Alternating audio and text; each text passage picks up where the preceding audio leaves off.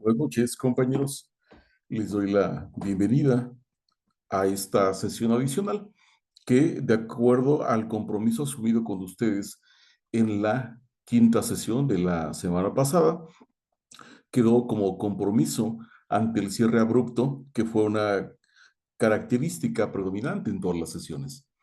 Aquí, antes de continuar, como lo hice en su momento, compañeros, recordarles que las sesiones sincrónicas en línea están condicionadas por parte de la universidad o ajustadas a que sean de una hora específicamente.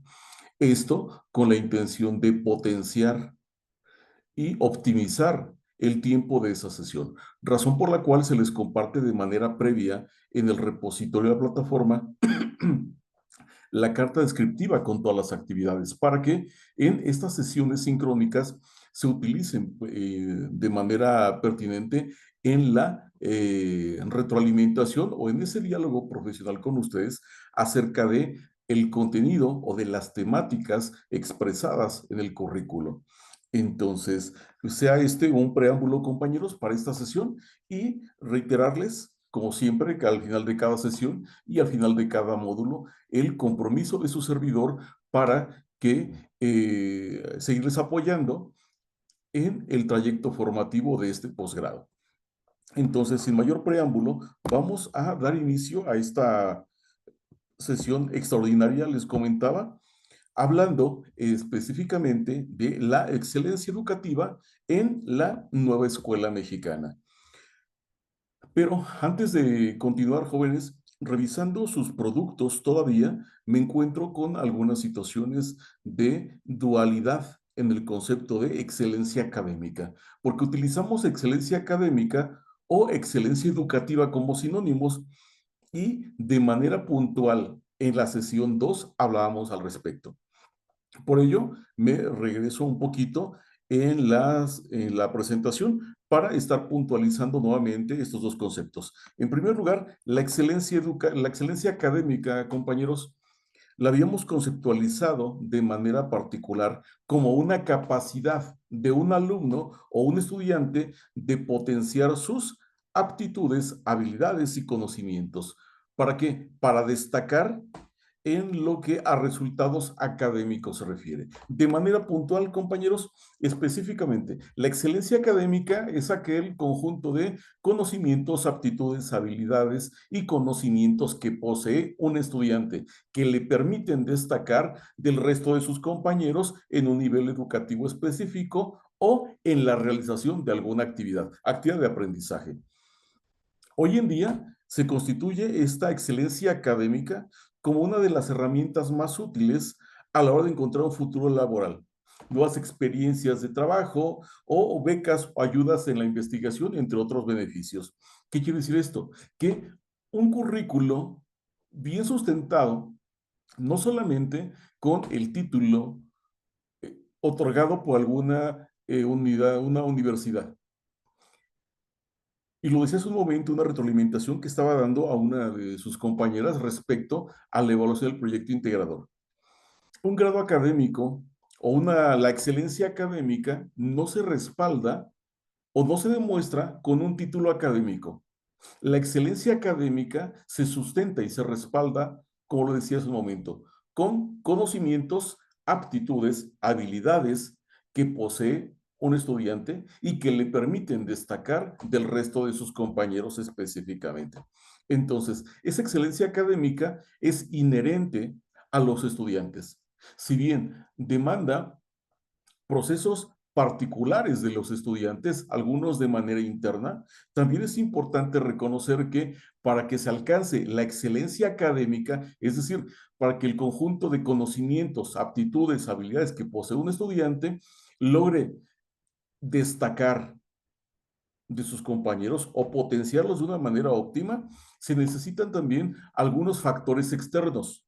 Dentro de estos factores externos, ¿cuáles son? La competencia docente, el nivel de enseñanza o la exigencia de la institución, elementos curriculares, cuestiones de infraestructura, cuestiones sociales o económicas de el estudiante o de la comunidad donde vive específicamente. Es decir, qué elementos materiales, sociales, económicos, humanos le permiten a los estudiantes también estar potenciando esa excelencia académica. Eso es la excelencia académica, conjunto de conocimientos, habilidades, aptitudes que posee un estudiante y que lo hacen destacar.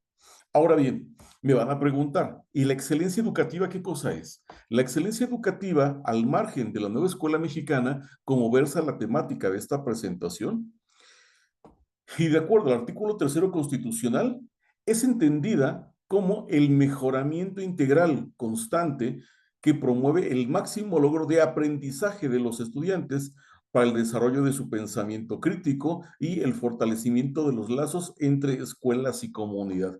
¿Qué cosa es esto, compañeros? La excelencia educativa es el conjunto de esos elementos externos que mencionábamos, la pericia del docente, la pertinencia del currículo, el apoyo adicional de la comunidad, entendida no como comunidad geográfica, como comunidad social, además de la estrategia por mejorar ese proceso de enseñanza y aprendizaje, en palabras concretas, el servicio educativo que brinda una institución educativa de manera específica. ¿Sí? Antes de continuar, excelencia académica pertenece al estudiante, con conjunto de conocimientos, habilidades y aptitudes. Excelencia educativa corresponde a la otra parte.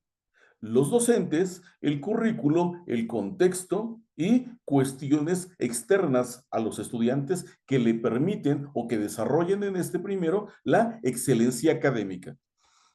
Entonces, otro dato importante es reconocer que la excelencia educativa la podemos encontrar cuando se busca la perfección, como decía hace un momento, del proceso de enseñanza y aprendizaje. Por ello, excelencia educativa. Entendida entonces como un proceso continuo de mejoramiento con el principal objetivo de alcanzar, potenciar, desarrollar el máximo logro de aprendizaje en todos y cada uno de los alumnos. Esto viene a reforzar lo que les acaba de comentar. La excelencia educativa permite que los estudiantes alcancen o desarrollen la excelencia académica.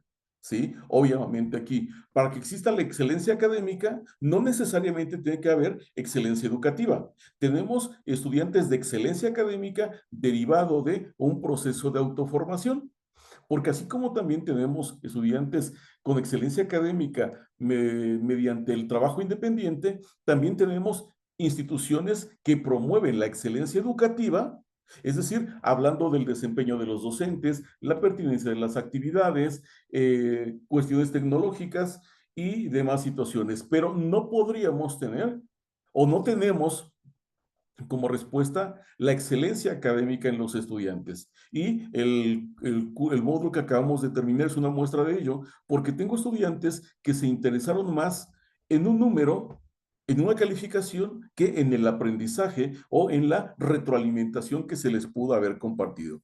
Entonces, la excelencia educativa es tan importante como la excelencia académica, ya que una educación de calidad tiene un impacto positivo en la vida de los estudiantes. Aquí acabo de sumar otro término, educación de calidad.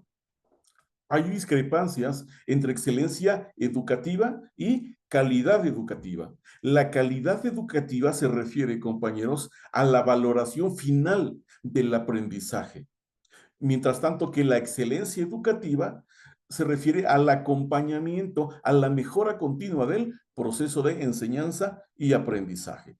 Continuamos con esto entonces, compañeros. Vamos a abordar la excelencia educativa en la nueva escuela mexicana. Entendamos entonces como excelencia educativa como conjunto de acciones que ofrecen las instancias educativas para mejorar el proceso de enseñanza y aprendizaje y de esta manera, mediante una práctica educativa de excelencia, estar potenciando aprendizajes de excelencia o una excelencia académica.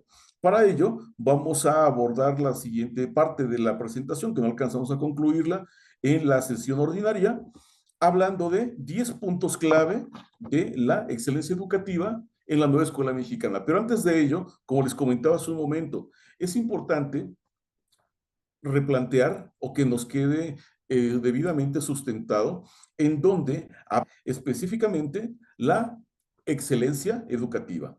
Al margen del artículo tercero constitucional y la última reforma que se hizo, en el numeral 2, inciso I, se especifica, y cito textualmente, que la educación que imparta el Estado y los municipios o la misma federación tendrá que ser una educación de excelencia, entendida esta como el mejoramiento integral constante que promueve el máximo logro de aprendizaje de los educandos para el desarrollo de su pensamiento crítico y el fortalecimiento de los lazos entre escuela y comunidad. Esta parte última de este inciso I del artículo tercero, compañeros, son algunos de los elementos que sustentan la nueva escuela mexicana, donde se promueve el pensamiento crítico y además el fortalecimiento de los lazos entre la escuela y la comunidad. Como decía hace un momento, no es la comunidad determinada geográficamente, sino una comunidad como comunión entre un individuo y su sociedad de manera específica. A eso se refiere con la comunidad. Continuando, entonces, con los puntos clave para alcanzar la excelencia educativa en el marco de esta nueva escuela mexicana. En primer lugar, compañeros, la educación o las prácticas educativas que se desarrollan al interior de las aulas tienen que estar enfocadas en el logro de los alumnos. ¿Qué quiere decir esto? Hablamos de corresponsabilidades de la comunidad para el aprendizaje de los alumnos, para que los alumnos logren su aprendizaje. Para esto me regreso y retomo un concepto que ustedes ya conocen, se llama paidocentrismo, es decir, colocar a los estudiantes al centro del proceso educativo. ¿Y cómo lo vamos a lograr? Mencionaba una palabra, comunidad. El docente ya no es el único responsable de los aprendizajes, es un agente educador, agente de transformación social. Otra parte importante la asume la comunidad, es decir, las personas con las que convive el estudiante al salir de la institución educativa. Y el hecho de que alcancemos una excelencia académica o el logro de los aprendizajes en los alumnos no es una responsabilidad única de los docentes. Como mencionaba, hablamos de comunidad. En segundo lugar, para alcanzar la excelencia educativa en el marco de la nueva escuela mexicana, habla sobre la pertinencia de desarrollar prácticas pedagógicas de cuidado, inclusión y cohesión. Aquí es importante también reconocer que una parte importante de esta nueva escuela mexicana la constituye la comunidad, como decíamos hace un momento. Para ello, pues es importante el desarrollo de la inteligencia emocional, de manera que los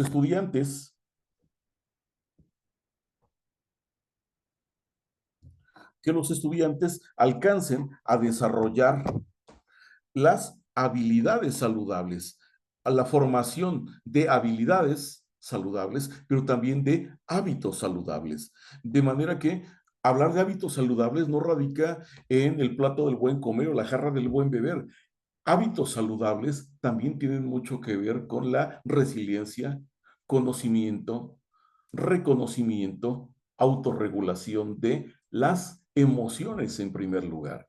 De manera que esta inteligencia emocional nos va a permitir de una manera eficaz integrarnos a la comunidad, no solamente con conocimientos, sino a través de las habilidades blandas o soft skills, como les mencionaba el concepto en la segunda sesión. Habilidades blandas se refieren a aptitudes y habilidades de las personas que vamos desarrollando a lo largo de nuestra existencia, como lo son trabajar en equipo, colaboración, empatía. Esas son habilidades blandas. También existen las hard skills o habilidades duras. Y estas habilidades duras, comentábamos en esa sesión, se refieren a conocimientos que van asumiendo de manera conjunta y gradual las personas, y al relacionarse con las habilidades blandas tenemos entonces una persona con conocimientos, pero también tenemos a una persona con habilidades, con aptitudes para trabajar colaborativamente mediante el desarrollo de procesos cognitivos o habilidades superiores del pensamiento.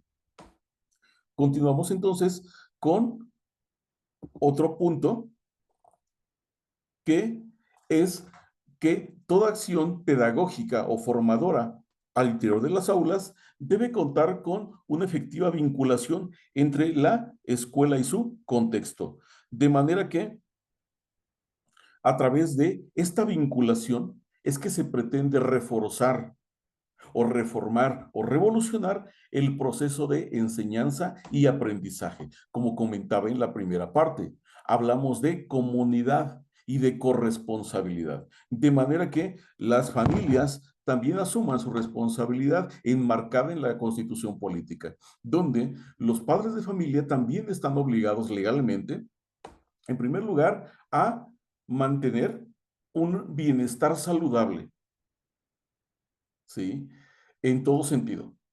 Un papá ya no le puede pegar al estudiante, al niño, a su hijo en este caso, argumentando que lo está educando, porque actualmente, compañeros, los niños son sujetos de derecho, y el hecho de maltratarlos, estamos violentando precisamente esos derechos específicamente. Entonces, esto también aplica para los papás, que son parte importante moral y legalmente para consolidar el aprendizaje de sus estudiantes, además que involucrarse en las actividades escolares es una obligación. Aquí lo importante es que no lleguen los padres de familia a realizar este acompañamiento como una obligación, sino que los docentes de cualquier nivel educativo les hagan una invitación o diseñen alguna actividad donde los padres de familia pueden insertarse de una forma proactiva y activa específicamente. Continuamos con las características o los elementos necesarios para alcanzar la excelencia educativa en el marco de esta nueva escuela mexicana. En cuarto lugar, sí, es importante reconocer que anteriormente se tenía fija la mirada en el desempeño de los docentes. Y para ello, anteriormente, había documentos y normatividad legal donde se hacía responsable al profesor como profesional de la educación sobre el proceso de aprendizaje de los estudiantes. Es importante desmitificar esa parte, por lo que comentábamos en el punto anterior. Es necesario que todos los implicados, toda la comunidad que circunda a los estudiantes participen de una manera activa en su labor formativa. ¿Por qué digo esto? Me apego un poquito a un dicho popular, ¿sí? Que la casa es la primera escuela y la escuela es la segunda casa por las horas que pasan los estudiantes en uno y otro contexto, pero también hay otro más que dice que la casa, la familia educa y la escuela instruye. ¿Qué estamos diciendo con esto, compañeros? Que para que una persona se forme de manera integral es necesario la participación activa y responsable mediante una acción formativa de los escolares, trabajando conjuntamente escuela, familia y alumno, es como podemos salir adelante. En otro concepto se llama triada pedagógica. Los alumnos, los padres de familia, la sociedad y la escuela y los maestros, de esa manera, si trabajamos conjuntamente, podemos acercarnos a la excelencia educativa y también estar acercando a los estudiantes a abordar, consolidar, potenciar o asegurar su excelencia académica. Continuando con las características de la labor formadora de las instituciones y de los docentes, tenemos ahora que la actividad pedagógica tendrá que generar oportunidades de aprendizaje efectivas y suficientes para todos los alumnos, para todos los alumnos. Es decir, inclusiva. Inclusiva, pero también integradora. Son dos términos que algunas veces podemos concebir como sinónimos, pero no es así. Una actividad integradora, una educación integradora, es solamente aquella labor de dar cabida o dar acceso a los estudiantes con alguna discapacidad a un aula de educación regular, ¿sí? Lo estamos integrando, pero va más allá de la inclusión. La inclusión es precisamente incluirlo en la actividad de una forma que sus capacidades se lo permitan, para el logro de las actividades, pero más que eso, para el logro de sus aprendizajes. Continuando con otra línea de acción para alcanzar o potenciar la educación de calidad. En sexto lugar, la escuela propone o debe proponer mediante el ejercicio docente múltiples tareas y contextos de apoyo al aprendizaje a los alumnos a manera de ciclos. De manera que dentro de esta presentación de múltiples tareas y contextos, compañeros, es necesario considerar que la implementación de estrategias, metodologías y materiales estimula todos los canales de aprendizaje. ¿Qué quiere decir esto? Que anteriormente utilizábamos solamente el discurso como único recurso didáctico y hoy en día tenemos que potenciar todos los procesos cognitivos a través de diferentes actividades y revolucionar la práctica pedagógica. Esta reforma educativa, compañeros, desde una concepción particular, yo la asumo como una revolución. Una revolución donde no solamente los docentes tienen que cambiar su forma de enseñar, sino que también los estudiantes deben de cambiar su forma de aprender.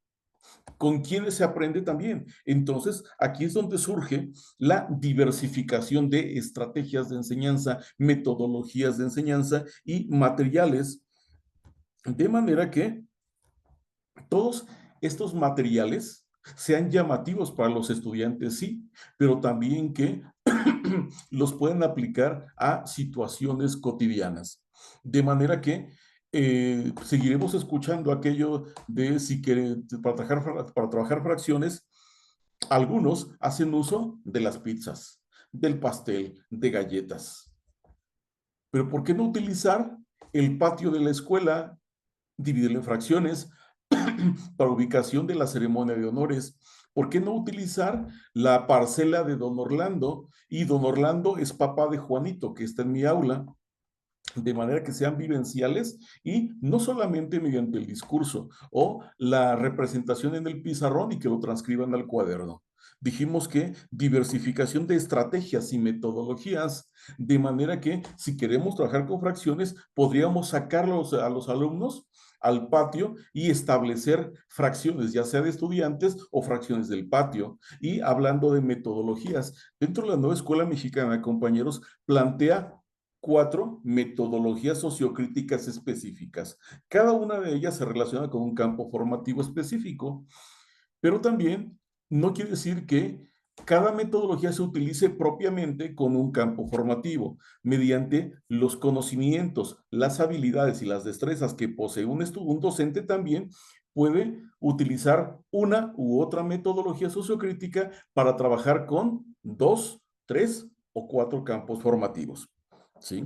De manera que la enseñanza ya no es enseñar para la vida, ahora se trabaja enseñando desde la vida misma. Por eso se llevan las problemáticas del contexto al aula y para esto se realiza a principio de ciclo escolar en las instituciones educativas la lectura de la realidad o la elaboración del programa analítico para que con base en ello, con base en el reconocimiento de las problemáticas, ir dando forma a los proyectos comunitarios engarzando con uno de los 7 ejes articuladores, optando por una metodología sociocrítica que dé forma a un proyecto comunitario. Pero bueno, esa parte es algo más específico de la metodología de la nueva escuela mexicana, y hoy lo que nos ocupa son las características o las líneas de acción para alcanzar la excelencia educativa en el marco de la nueva escuela mexicana. Para ir avanzando, compañeros, dentro de la séptima línea de acción, ¿sí? Es importante reconocer que la práctica o la enseñanza debe alinearse adecuadamente a los objetivos del currículo. ¿Qué quiere decir esto, compañeros? El primer nivel de concreción de la nueva escuela mexicana es el Plan de Estudios 2022, primer nivel de concreción. ¿Sí? El segundo nivel de concreción lo constituye el programa sintético de cada fase de aprendizaje. ¿Sí? Para esto, la nueva escuela mexicana, compañeros, abarca lo que se refiere a toda la educación obligatoria. La educación obligatoria al margen del sistema educativo nacional incluye, en primer lugar, educación inicial, que es la fase de aprendizaje número 1. Fase de aprendizaje número 2 se refiere a la educación preescolar. Fase de aprendizaje 3 incluye primero y segundo grado de primaria. Fase de aprendizaje 4 abarca tercero y cuarto de primaria. Fase 5 que incluye a quinto y sexto, y fase 6 que se refiere a secundaria. Pero también es importante reconocer dentro de todo esto, compañeros, que el diseño de los proyectos comunitarios, una vez que tienen las problemáticas, los docentes haciendo uso de un principio rector también de la autonomía profesional del docente, es que realiza el diseño de sus proyectos comunitarios, como lo dije, partiendo de una problemática, identificando un eje articulador, cómo lo va a trabajar, determinando los contenidos o los PDAs, procesos de desarrollo de aprendizaje, que le permiten materializar el proyecto y optar por una metodología sociocrítica. Todo esto al margen de lo que nos está diciendo el Plan de Estudios 2022, ¿sí? De manera que el docente hace lo que quiere, sí, hace lo que quiere, pero dentro de lo que está considerado en el Plan de Estudios, que es el primer nivel de concreción. ¿Continuamos? ¿Sí? Es importante reconocer que dentro de esta excelencia educativa que se pretende alcanzar, también debe proporcionarse apoyo y retroalimentación a los alumnos para que se comprometan con su aprendizaje. ¿Qué quiere decir esto? Que algunas veces y algunos de ustedes se han quedado solamente con la pertinencia o la satisfacción personal que les da una calificación de su proyecto integrador o calificación del módulo, y no les interesa la valoración que haga su servidor, la retroalimentación que pueda darles, solamente les interesa si es negativa. Pero la retroalimentación es un criterio indispensable de la evaluación formativa o mediación pedagógica. Esta mediación pedagógica, compañeros, tiene que ver específicamente con el mejoramiento del proceso de aprendizaje, de manera que los estudiantes se comprometan con ese aprendizaje al reconocer, al conocer, reconocer qué fue lo que les faltó por realizar del proyecto integrador o del proceso de aprendizaje, y tomen en cuenta la retroalimentación no como censura o como sanción por no haber concluido en tiempo y forma o de acuerdo a la rúbrica de evaluación un producto, sino que esa retroalimentación se utilice para mejorar el aprendizaje y seguir trabajando en la excelencia académica, como mencionamos. Dentro de los últimos puntos que va a abordar su servidor, hablando de excelencia educativa en la nueva escuela mexicana, cómo desarrollar la excelencia educativa en la nueva escuela mexicana, tenemos que la labor formadora debe de fomentar que los alumnos aprendan a aprender. Es decir, que puedan autorregularse que reflexionen sobre su aprendizaje y en un reconocimiento de sus fortalezas, pero también un reconocimiento de sus áreas de oportunidad, se comprometan, como decía anteriormente, su proceso de aprendizaje y la mejora de este. De manera que si tu compañero omitiste en algún producto de la segunda actividad que versaba más o menos sobre plantear las principales problemáticas de la educación superior y plantear alternativas o estrategias de solución, no lo hiciste, que tomes en consideración la observación para que en un futuro puedas desarrollar la actividad de manera que esté dando respuesta a las especificaciones de la misma. Para esto, ¿cómo se va a lograr?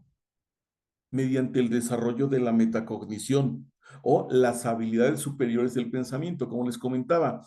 Cuando un estudiante hace esa reflexión acerca de qué tanto sabe de lo que tendría que saber y lo pone en una balanza sobre lo que sabe con lo que tendría que saber, estamos trabajando con una metacognición y a la vez haciendo un ejercicio práctico de ese aprender a aprender,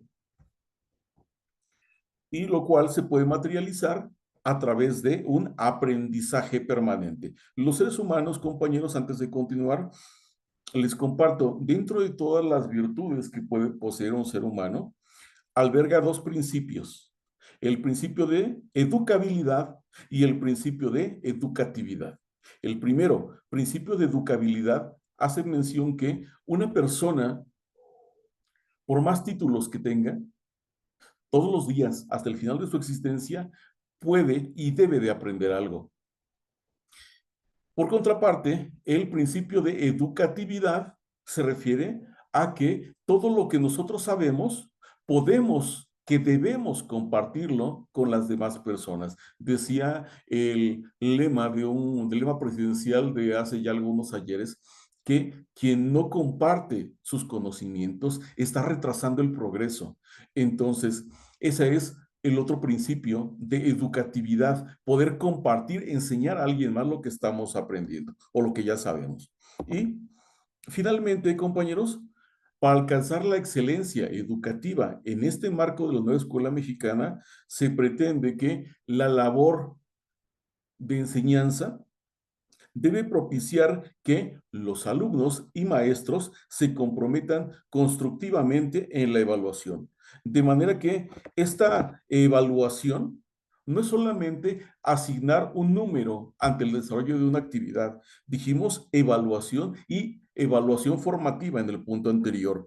De manera que no se deben evaluar solamente el producto como tal, sino que se evalúan todos los procesos y los productos con un propósito holístico y formativo, de manera que el 9, el 10, el 8 que tu servidor te plasme en la calificación final, es el conjunto de tu desempeño en clase, de tus aprendizajes, de la realización de las actividades, el grado de profundidad con las que presentaste, si se apegaban o no a los criterios de evaluación. ¿Qué estamos diciendo con esto? Que no solamente por presentar un producto ya vamos a asignar una calificación. Eso es calidad de la educación. Que lo que estemos diciendo se haga. La excelencia educativa, dijimos hace un momento, al principio de esta presentación, que la excelencia educativa brinda esa visión holística a todo el proceso y no solamente a un producto para certificar la calidad educativa. Entonces, si hablamos de excelencia educativa, se refiere a ese proceso continuo de mejora de los procesos de enseñanza y de aprendizaje, pero también de la pertinencia de las estrategias de enseñanza, de prácticas de evaluación y la participación activa de la comunidad, compañeros. Entonces, una vez que ya queda claro la diferencia entre excelencia educativa y excelencia académica, es necesario que continuemos para ir cerrando esta presentación. Lo que tenemos en pantalla ahora, compañeros, es el proyecto integrador, las características que se tomaron en cuenta para la evaluación del proyecto integrador. Proyecto integrador, compañeros, que está incluido en la carta descriptiva que ustedes encontraron desde el principio del módulo en el repositorio de su plataforma, y la descripción es la siguiente: realizar un trabajo descriptivo sobre un nivel específico y a partir de esa información proponer una estrategia que permita asegurar la excelencia académica en el mismo. Los elementos que dan forma a la estructura, en primer lugar, la portadora o la carátula, una introducción, ¿sí? ¿De qué se va a trabajar en este proyecto integrador? Y en el desarrollo, compañeros, describir sus principales características. ¿De quién? De un nivel educativo específico. Preescolar, primaria, secundaria, medio superior, o educación indígena o educación especial, como hubo alguien que me lo hizo. Describir sus principales características en primer lugar. En el apartado de las conclusiones, compañeros, integrar una estrategia que permita asegurar la excelencia académica en ese nivel, en el nivel que tú hayas descrito. ¿Cómo hacer para mejorar la excelencia académica de tus estudiantes? ¿Cómo lograr que aprendan mejor? ¿Sí? Lo leo con mucha calma, con mucho cuidado. Dentro de la estrategia, especificar acciones, acciones responsables, tiempos y recursos necesarios. De esa forma se complementa una estrategia. Finalmente, referencias bibliográficas o cibergráficas en formato APA. ¿Por qué hago mención de todo esto, compañeros? Al valorar sus productos, sus proyectos integradores, encuentro que en la introducción me hablan de excelencia educativa, excelencia académica, utilizándolos indistintamente, como si fueran sinónimos. Por ello, la pertinencia de abordar esta sesión extraordinaria haciendo una diferencia entre ambos términos. Otra cosa más que me encuentro, que no mencionan las características principales del nivel educativo al que se refieren y se quedan en algunas alternativas o iniciativas de estrategias. Cuando yo digo que voy a mejorar la calidad del aire en mi escuela a través de pláticas de difusión, esa no es una estrategia, compañeros, es una alternativa de solución. Una estrategia, como vamos a ver más adelante, tiene elementos específicos. Antes de pasar a las siguientes diapositivas y para terminar, hago mención de los criterios de evaluación de este proyecto 5 o proyecto integrador. En primer lugar, si describieron ustedes un nivel educativo, el de su elección, por presentar las características de ese nivel educativo, son 10% o 10 puntos, si lo quieren ver así. Si presenté la estrategia de mejora, son otros 10 puntos por presentarla. Solamente decir, bueno, para mejorar la calidad del aire en mi escuela propongo que no se quemen basura, sensibilizar a los padres de familia sobre lo dañino que es quemar basura y demás. Esa es una estrategia, una propuesta de mejora. La presento solamente. Pero si además incluyo acciones responsables, tiempos y recursos, es cuando se materializa una estrategia. Y si en tu trabajo integraste la descripción, tienes 10 puntos. Si me hiciste mención de la estrategia de manera concreta, tienes otros 10. Y si además de presentar o mencionar la propuesta, describiste o desglosaste acciones responsables, tiempos y recursos, tienes otros 10. En total son 30 puntos. ¿Por qué comento esto, compañeros? Porque he recibido llamadas, mensajes de compañeros preguntando cómo se hizo la valoración y al momento que revisan su retroalimentación, entre otras cosas me dicen que la valoración de los trabajos fue extemporánea, que si la calificación que se les presentó no es de su satisfacción o no están de acuerdo con ella.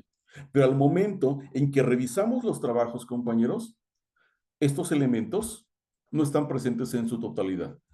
¿Por qué estoy mencionando esto? No es una catarsis emocional, sino que sigo trabajando con excelencia académica. ¿Cómo alentar en ustedes o en algunos de ustedes la excelencia académica, si no es mediante el conocimiento de sus fortalezas, pero también de sus áreas de oportunidad. Me han comentado también que esta rúbrica de evaluación no estaba, compañeros. Esta carta descriptiva está en plataforma desde el inicio del módulo y además, cuando ustedes cargan las actividades, ¿sí? Aparece del lado izquierdo de la pantalla el espacio para cargar la actividad y del lado derecho aparece la descripción de la actividad donde aparecen los elementos que les estoy compartiendo, ¿sí? Entonces, para terminar, compañeros, les presento a continuación unas muestras de los trabajos realizados, ¿sí? Aquí, en primer lugar, lo que se está pidiendo es la elección de un nivel educativo y la caracterización del mismo. En el caso del compañero o compañera que presento, optó por hablar del bachillerato general. No, dentro de su texto expone las características principales. Si lo hicieron de esta forma, tienen 10 puntos. Otro ejemplo, análisis del bachillerato general en el Estado de México complementa todavía con las características de este nivel educativo o del nivel educativo donde él trabaja, que es algo más contextualizado. Y les hablaba de la estrategia, compañeros. En la retroalimentación que se les compartió, se les hizo mención a algunos de ustedes que, bueno, en primer lugar, la retroalimentación la constituye en dos partes. La primera parte va un aporte hablando de la temática de la excelencia educativa de manera general para todos ustedes, porque el tema fue el mismo para todos ustedes. Cómo potenciar la excelencia académica en los estudiantes, en primer lugar. Y en el segundo momento de la retroalimentación aparecen observaciones específicas, que fue lo que hizo falta de consolidar en su proyecto integrador. En algunos casos, plasmé que se apreciaban de manera sutil estos elementos, pero que hacía falta especificarlos. Algunos de ustedes me decían, maestro, es que usted quiere un trabajo más largo, no lo hubiera dicho. Compañeros, yo trabajo con cantidades ni con extensiones. Trabajo con calidad en los productos. Dentro de esa palabra de precisar, ¿sí? Me ponían solamente la estrategia, pero no me ponían acciones, responsables, tiempos y recursos. Entonces, si no estaba todo esto, compañeros, si solamente me puse en la descripción del nivel educativo y el planteamiento de manera general de la estrategia, tienen 20 puntos. A los que les coloqué 20 puntos, hubo situación de inconformidad por esa calificación, pero no estaban presentes los otros elementos. Entonces, lo que les comparto son muestras de cumplimiento de algunos compañeros. Aquí tenemos en pantalla otro más. Aparece anteriormente la estrategia, aparecen las acciones, los responsables, el tiempo y los recursos. De esa manera se constituye una estrategia, compañeros. Dentro de la retroalimentación que he estado dando, ya sea por teléfono o mediante la plataforma, he utilizado una analogía. Si planteamos una estrategia para promover la seguridad de los peatones, de los automovilistas, abatiendo el número de accidentes por conductores en estado de ebriedad. Esa es la justificación a la estrategia. La estrategia en sí tiene un nombre y se llama el alcoholímetro. La conocemos todos. Dentro de esta estrategia, no puedo decir nada más que para disminuir el número de accidentes, vamos a poner en práctica el alcoholímetro. Suena muy general. ¿Qué vamos a hacer? ¿Quién lo va a hacer? ¿Cuándo? ¿Cómo y con qué? Dan forma a esta estrategia, ¿sí? Seguimos con el ejemplo. Dentro de las acciones para esa estrategia es, en primer lugar, colocar puntos de revisión y control en puntos específicos. Valorar o medir el grado de alcoholemia en una persona mediante dispositivos específicos. Si la persona que conduce tiene un grado de alcoholemia elevado, remitirlo al juez para que pague su sanción, pero también a otro espacio para pernoctar y que no sea un peligro para las demás personas. Si va alguien con esta persona, se lleva el carro, pero si el conductor en su ebriedad va solo, se lo lleva a la grúa. ¿Qué estoy diciendo con esto? Estas son acciones. ¿Cuándo se va a implementar? ¿Cuándo se va a realizar? Jueves, viernes y sábado. ¿En qué horario? De las 8 de la noche a las 12 o a las 2 de la mañana. Ya dije tiempos. ¿Quiénes son los responsables? Policía y tránsito, seguridad pública, médicos y el personal de las grúas. Son los responsables. ¿Qué recursos se van a necesitar? Instrumentos específicos para la medición de la alcoholemia en la sangre, humanos, recursos humanos, ya como comentaba, seguridad pública, policía y tránsito y los médicos. Y otros recursos como lo son las grúas para el arrastre de las unidades. Entonces, de esa manera y con esta analogía, compañeros, es como se elabora una estrategia, porque de lo contrario queda solamente en una alternativa o en una iniciativa. Una estrategia es algo que se va a realizar de manera específica e incluye acciones responsables, tiempos, recursos, incluye también, si lo queremos añadir y reforzar, indicadores, seguimiento y evaluación y demás situaciones para fortalecer esa estrategia. Entonces, hasta ahí, compañeros, es lo que corresponde a su servidor en el desarrollo de este módulo que ya culminamos. Repito, esta es una sesión extraordinaria hablando de enfoques actuales de la excelencia académica en educación superior. Es decir, cómo vamos a potenciar que los estudiantes universitarios o de posgrado eleven sus conocimientos, habilidades, destrezas y aptitudes que les permitan destacar, resaltar de otros maestrantes o de otros maestros en servicio. Esa es la función que nos ocupó a lo largo de estas 5 semanas y de esta sexta sesión extraordinaria, compañeros, para abonarles un poco solamente dentro de este trayecto formativo. Agradezco a cada uno de los estudiantes matriculados en este curso. En total son 60, desde Cancún, Morelos, Ciudad de México, Estado de México, Torreón, que estamos terminando este módulo.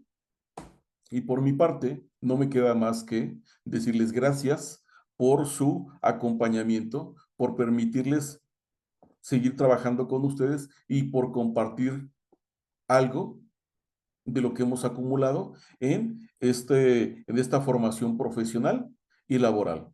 Muchas gracias y quedamos, quedo pendiente si es que es el caso de algún comentario al respecto de la asignatura